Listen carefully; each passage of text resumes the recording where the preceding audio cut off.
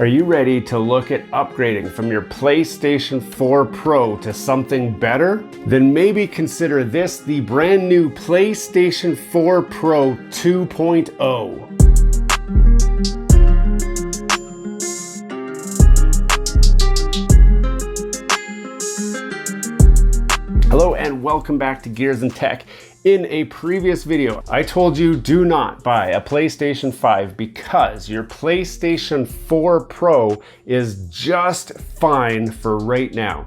That video it's getting old. It's like a year and a half old now, and things have changed. And it is finally time to consider upgrading to the PlayStation 4 2.0. Now, I kind of say PlayStation 4 Pro 2.0 in jest. That means it's funny, it's a joke, but it's kind of not really a joke because the PlayStation 5 takes what the PlayStation 4 Pro does, and it does it a little bit better, not a lot better. And that's why back then I said, don't spend your money on a PlayStation 5. The PlayStation 4 Pro is still perfectly adequate. But now, there's been a lot of more recent developments in the PlayStation 5 lifecycle that makes it a more worthy upgrade. So we're going to talk about that in this video today. Before we get too far into this video, don't forget to subscribe to the channel down below. If you've seen some of our content already and have not subscribed, we want you to join our community. Smash that like button, hit subscribe, and let's get back to the video.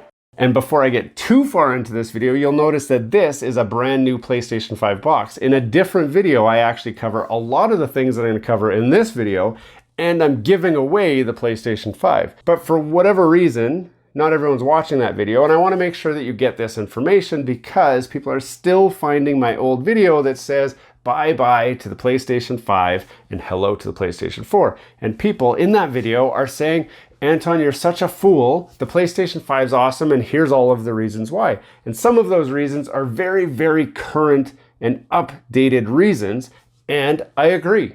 I actually agree with you. There are a lot of great reasons to actually upgrade to a PlayStation 5 at this point. So let's talk about some of those things that have happened in this life cycle that makes it a worthy upgrade. First of all, the titles are starting to actually separate from the PlayStation 4 to the PlayStation 5. So up until now, a PlayStation 5 game was really just a PlayStation 4 game with the graphics turned up a little bit. And it wasn't enough of a change to actually warrant the cost. Like, you paid a lot of money for a PlayStation 5, and then you paid extra money to get a PlayStation 5 version of the game, but the graphics weren't really that much better. And yes, you could get like a locked 4K at 60 frames per second versus this where it was 4K at maybe 60, but probably 30.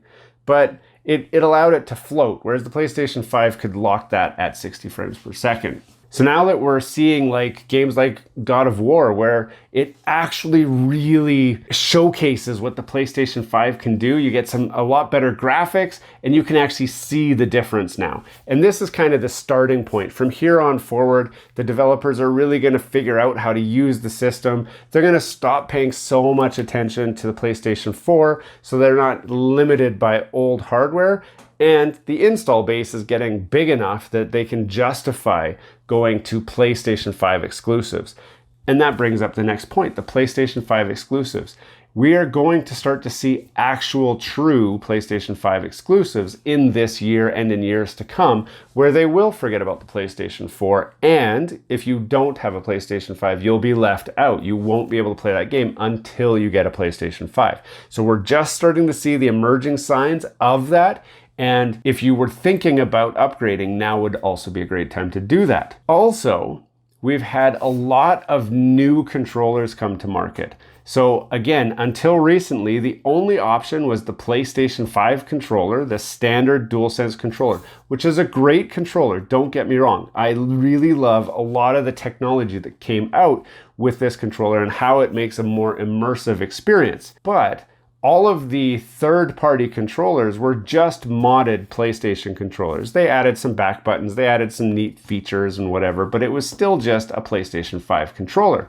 with controllers such as the Victrix BFG Pro, the new first-party DualSense Edge controller. We've also got controllers like the B-Savior. We've got Scuff's been around for a while. Again, that's just more like a first-party controller that's been modded, but there's way more controller options, especially when you start looking at that Victrix controller, where it's a whole new design with modularity built into it and a lot of really cool features. I've done reviews on all of those controllers. I've brought them in, I've pulled them apart, I've looked at them, I've tested them, and then I've made videos of my impressions of those controllers. So you finally have choice. The consumer finally has choice. Add to that, PSVR 2 has come out, and it's pretty freaking amazing. I've done unboxing on that already, and we've got a lot more reviews coming up, which, depending on when you're watching this video, maybe those other reviews are out.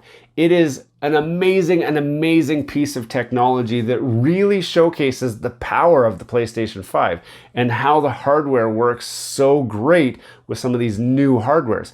The VR experience is really interesting on the PlayStation 5, and it's gonna grow from here. It's gonna expand from here. And then the biggest reason that I said don't upgrade to a PlayStation 5 back then was that you just can't get it. And obviously, as you can see here, you can get it. You can win this one. Check out the other video if you want to win this one.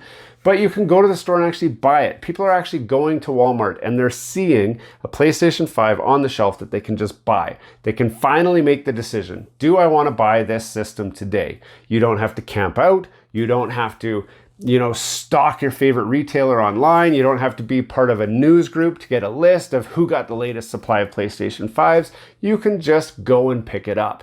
And that makes it a lot more accessible. Now that we're at that point, it means that you can actually go and do this upgrade. Plus, this year will be the release of the PlayStation 5 Slim model, which means this guy and guys like this will see a price drop. So it hasn't happened yet, so don't, go and quote me about how it's still super expensive.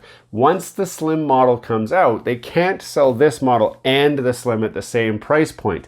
It's unlikely that the Slim is going to be sold at a higher price point because of how the modularity works. So you'll be able to buy the core Slim and then buy the Blu-ray add-on with the side plates to make it into an actual disc version PS5, but the overall cost for that will still be about the same as the cost for this, which is about $700. That's about Canadian dollars. The US, I forget what it is in the US, I'm sorry. But this one will be old stock. It's gonna be old news. Nobody's gonna want an old fat PS5. We've had the fat PS1, the fat PS2, the fat PS3, the fat PS4, and of course this will become the fat PS5 once that Slim model drops.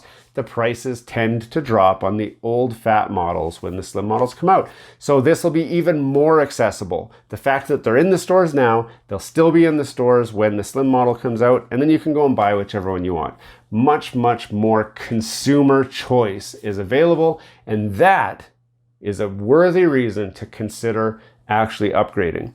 Another side effect of upgrading right now is if you're the kind of person who does not hang on to your old consoles, because it's that fringe gray point swap over period, you can go and get your PlayStation 5 and then still sell your PlayStation 4 Pro for top dollar so that you can offset the cost of picking up that new console. Now I know some of you are already freaking out saying, Anton, don't sell it. Well, I mean, look over there. I've still got my PlayStation 4 Fat OG Black Ops 3 edition in the box. It's in there. That's not just an empty box. The system is in there because I've hung on to it.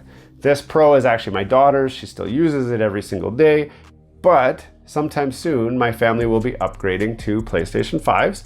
Most likely when the Slim model comes out, I will upgrade to a Slim, and then this guy back here will be gifted down to one of my other kids, and that's how the life cycle goes of a console in our house. If you were worried, should I upgrade?